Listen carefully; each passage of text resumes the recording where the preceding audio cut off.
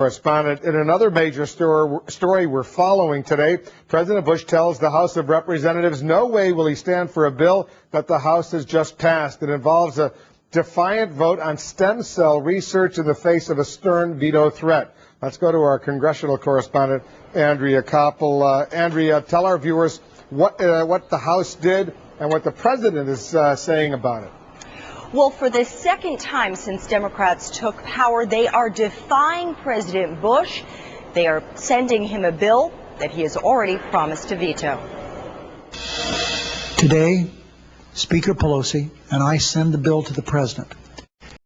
And it's not too late for him to do the right thing and sign the bill. The bill is passed.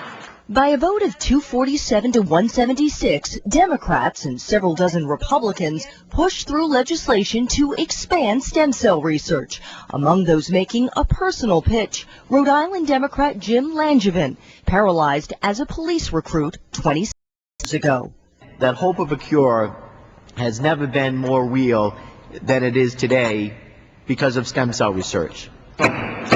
But some Republicans accuse Democrats of pandering to their party's left flank, forcing a vote even though President Bush already vetoed a similar bill last year and promises to do so again.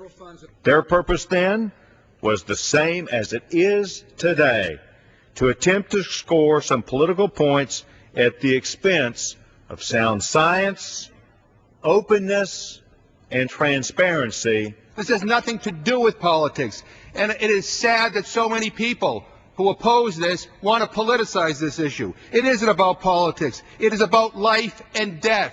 The bill's supporters said it could help millions of Americans with diseases like Parkinson's and Alzheimer's by making more embryonic stem cells available for research. And a recent CNN opinion research poll shows a majority of Americans are in the Democrats' corner. Something Colorado's Diana DeGette, whose 13-year-old daughter Francesca has diabetes, predicts could cost Republicans the next time voters go to the polls. In the past election in 2006, we won at least 2 Senate seats, in large part because of this research, and 14 House seats. 14 Democrats replaced anti-stem cell Republicans. Now, once the president vetoes the bill over in the Senate, leadership aides on both sides of the aisle say that the override vote would be razor, perhaps falling short by a vote over in the House. Republicans are confidently predicting they have the votes there to sustain the president's veto. The president, as you know, Andrea, is suggesting that this potential breakthrough that scientists are now talking about of creating in effect the equivalent of embryonic stem cells by another procedure that wouldn't require destroying these human embryos, that could change this whole debate. What are they saying on the Hill? Well, certainly it was one of the arguments that we did hear some Republicans mention today, the fact that you could use the skin cells from mice.